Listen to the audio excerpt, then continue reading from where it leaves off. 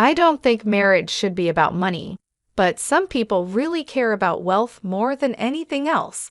My sister-in-law, Laura, is one of those people.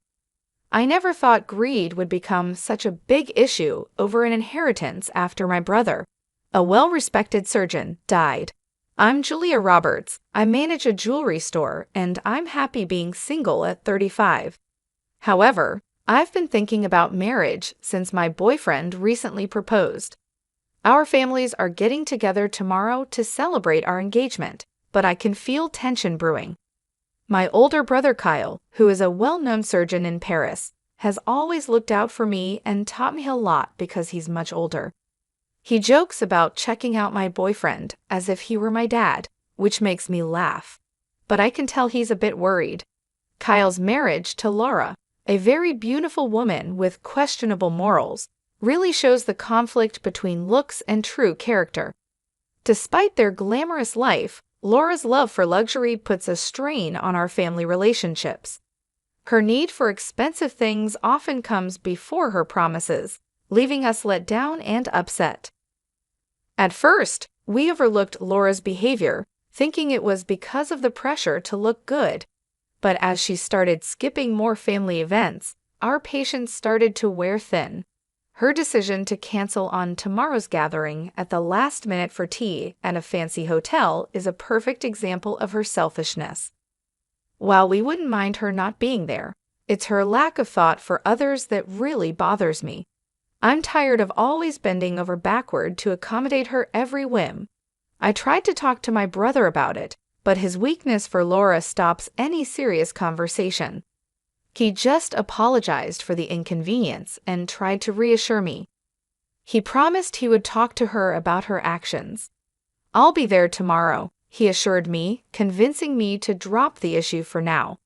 What bothers me the most isn't just Laura's selfishness, but also how she gets my busy brother to say sorry for her and do her tasks, even though she doesn't work and could handle them herself.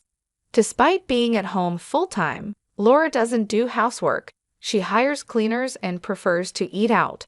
Her days are filled with shopping for brand-name items, leaving little time for real responsibilities. The next day, our family meeting went well, and my boyfriend won everyone over. It was a nice gathering, although it didn't last long. That evening, just as I was relaxing, Laura called out of the blue and started yelling. She demanded scones and macarons and scolded me for neglecting her. Confused, I tried to talk to her calmly, but she kept shouting. Despite my efforts to explain, Laura kept demanding, paying no attention to reason. She even demanded a souvenir from the hotel and had so many other unreasonable expectations that left me both puzzled and tired. What should have been a happy evening ended with me feeling exhausted and annoyed because of Laura's unreasonable demands and outbursts. I wondered how Kyle managed to find peace in his daily life with Laura's constant mood swings. What made him marry her in the first place? While her beauty was obvious, her self-centered nature was off-putting. I thought maybe she was spoiled because of her looks. I was worried for Kyle, but I knew I shouldn't interfere with his marriage. It was his choice, after all, and he had always respected my choices too. The next day at the jewelry store where I work, I saw Laura outside, walking arm in arm with a man around her age, probably in his late 30s. They were chatting comfortably as they came into the store. I paused before going over to them. Laura acted like nothing was wrong when she saw me, which made me even more uncomfortable. When I asked about the man with her, Laura said he was just an old friend from her modeling days.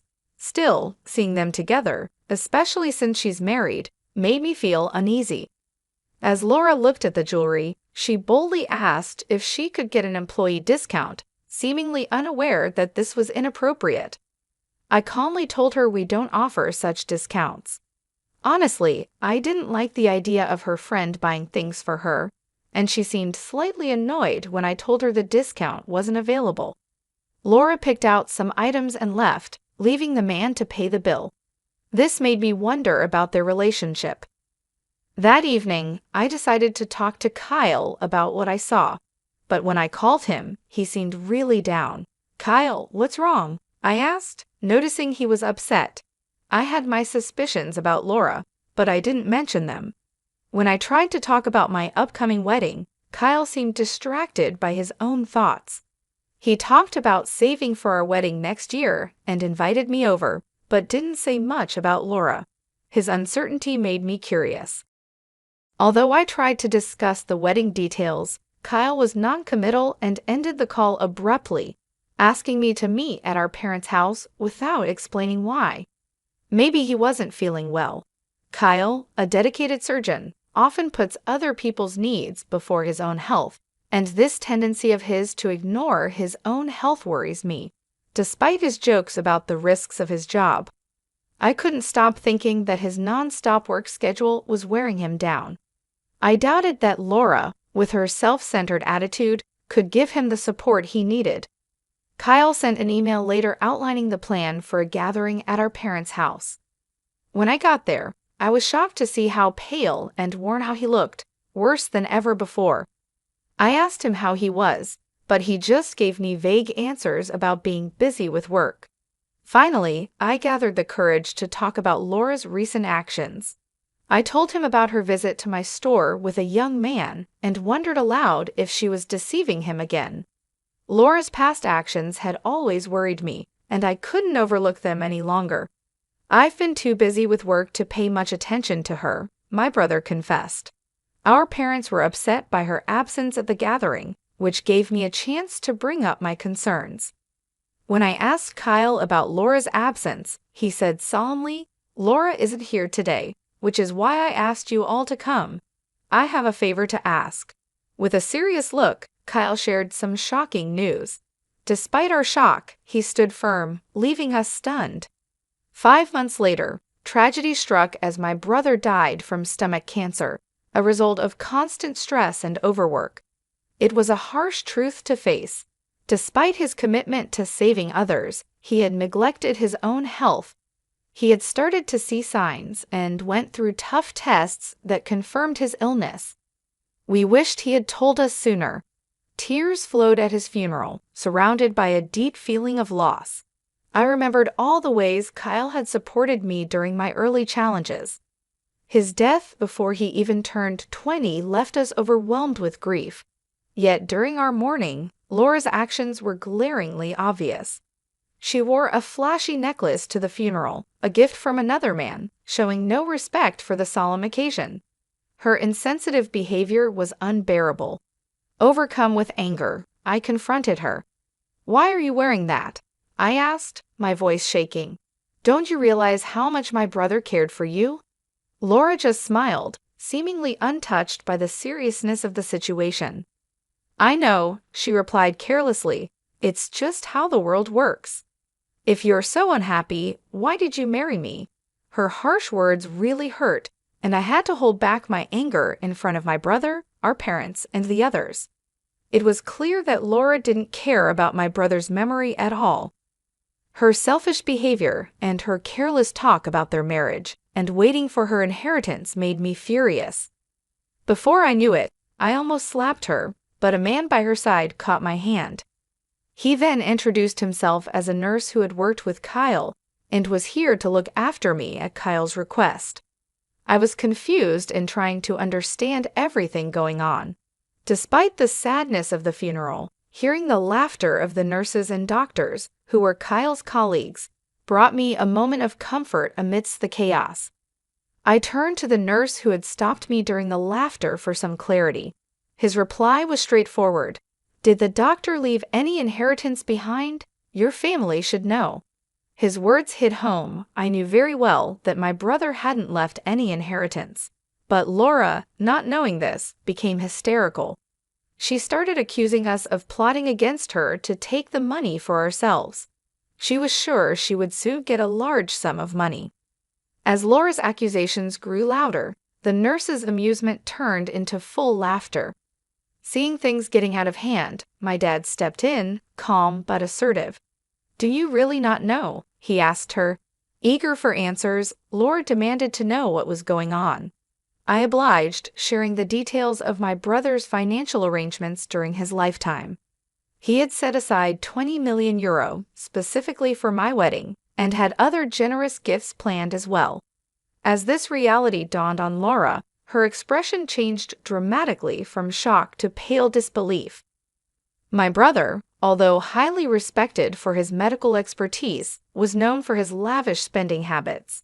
He indulged in extravagant parties, exclusive dinners, and luxurious accommodations as a way to relieve the stress from his demanding career and family responsibilities. Despite his intent to share these joys with Laura, she was notably absent during both his challenging and celebratory moments. It was not Laura who stood by him during tough times. Instead, it was his colleagues and friends, the very people who were now gathered to pay their respects, who supported him. The nurses, whose laughter had earlier filled the room, began to share poignant memories of my brother's acts of kindness and generosity. They recounted how, despite his hectic schedule, he always made time to look after them, hosting gatherings that left a lasting impression. Their stories deepened their admiration for him, inspiring them to strive harder in their own careers. As they spoke, they revealed another significant act of kindness from my brother: the donation of the remainder of his estate to the hospital. Representatives from the hospital were present and expressed their gratitude for his contribution, which would help alleviate their annual struggles with research funding and improve future medical care. Witnessing the extent of my brother's compassion towards others, I couldn't help but feel a pang of disappointment towards Laura. While he had impacted so many lives in such positive ways, Laura, who should have been his closest companion, displayed nothing but selfishness and greed. Months later, Laura contacted me, her tone as demanding as ever, eager to secure what she believed was her rightful inheritance. However, her careless management of the estate affairs revealed a shocking truth. Despite my brother's considerable earnings, his assets were nearly depleted. In her pursuit of the mansion and other properties, Laura had overlooked the fact that Kyle had accumulated significant debts. This oversight left her with only a fraction of what she had anticipated. Her pleas for help were met with no sympathy, as her earlier behavior had alienated those who might have otherwise been inclined to assist her. I made it clear to Laura that with Kyle's passing, the family ties that loosely bound us had effectively dissolved. Her behavior throughout had spoken louder than any words could, revealing her true motives despite her claims of affection for my brother. "I could potentially help you out of this trouble," I told her, "but how can you expect that after you've been so blatantly selfish?" My voice was tinged with disbelief and disappointment as I spoke. Laura's response was fraught with impatience, a stark contrast to the composed facade she usually maintained. She was grappling with the new and harsh reality of inheriting not only the mansion, but also the substantial debts that came with it. I reminded her, somewhat coldly, that inheriting meant taking responsibility for both assets and liabilities. I even pointed out that she had the option to renounce the inheritance within 5 months of being informed. The suggestion that she might sell the luxury items she had amassed over the years to cover the debts only elicited a flood of tears and desperate pleas for forgiveness. Despite her remorse, or perhaps because of the insincerity I felt underlined it, I found myself unable to offer any consolation. The conversation ended with a heavy heart on my part, as I was unable to reconcile her past actions with the cherished memory of my brother. Following Kyle's death, the plans for my wedding had to be postponed by a year. During this challenging period, the cloud of depression lingered over me, a stark reminder of the loss and betrayal I had experienced. Recognizing my distress, my husband and his family extended their heartfelt understanding and support. Their compassion was a beacon of light during a time darkened by loss and disappointment. Determined not to let the memory of my late brother down, I vowed to live a life of gratitude, channeling my energies into supporting and acknowledging those who had stood by me through thick and thin. When the wedding finally took place, it was not just a celebration of union, but also a tribute to Kyle's lasting impact on those around him. His popularity and the respect he commanded among his colleagues became poignantly evident as many of them visited his grave to pay their respects. They shared stories of his generosity and kindness, especially towards his coworkers, further cementing his legacy as a man who had genuinely cared for others beyond the confines of family and personal gain.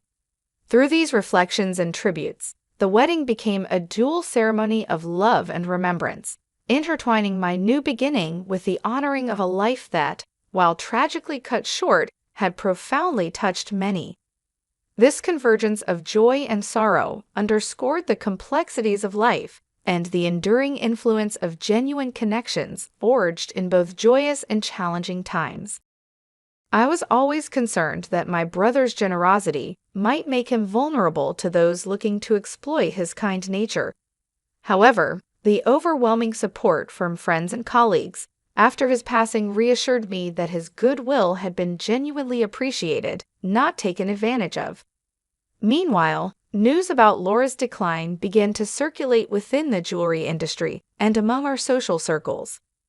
Known for her lavish lifestyle and a series of questionable relationships, she painted a stark contrast to my brother's legacy of generosity and integrity. Laura, who had once lived in luxury, was now forced to sell her opulent mansion due to her unsustainable spending habits and the mountain of debt she had accumulated over the years. Now, she found herself living in modest accommodations, a far cry from the grandeur she was accustomed to. Her financial downfall was a topic of quiet discussion and served as a cautionary tale about the perils of living beyond one's means. Reflecting on Laura's misfortunes, I couldn't help but feel vindicated in my long-held belief that marrying for money was a fundamentally flawed motivation. It was clear that Laura's priorities had led her to a lonely and challenging path, whereas my brother's focus on kindness and giving had earned him lasting respect and love from those around him. Motivated by these reflections, I vowed more fervently to honor my brother's memory by protecting his legacy. He had spent his life not only as a skilled surgeon, but as a pillar of support and generosity in our community. In his professional life, he was revered not just for his medical expertise, but for his willingness to go beyond the call of duty to assist his colleagues and patients alike. At home, he had always been my protector, guiding and supporting me through life's challenges. Determined to keep his spirit alive, I engaged more actively in community service and charity work, areas my brother was passionate about. I organized fundraisers and volunteered at the hospital where he had worked, helping to fund the programs he had started or supported. These efforts brought me a sense of closeness to him, a feeling that I was continuing his work in some way. Moreover, I took steps to ensure that the stories of his kindness and generosity were remembered and celebrated. I shared these stories at community gatherings and on social media, ensuring that his legacy would inspire others as much as it inspired me. The positive responses from people who had been touched by my brother's life encouraged me to keep sharing and celebrating his life. In doing so, I found a profound sense of purpose. While Laura's life seemed to spiral into chaos as a result of her choices, I found strength and fulfillment in upholding the values my brother had taught me. This contrast between our paths was a stark reminder of the different outcomes that result from our life choices. By choosing to embody my brother's principles of generosity and support, I not only honored his memory, but also enriched my own life, making it fuller and more meaningful. Through these actions, I not only kept my brother's memory alive, but also ensured that his legacy of kindness and selflessness continued to impact the community, proving that the values he lived by were his true lasting wealth.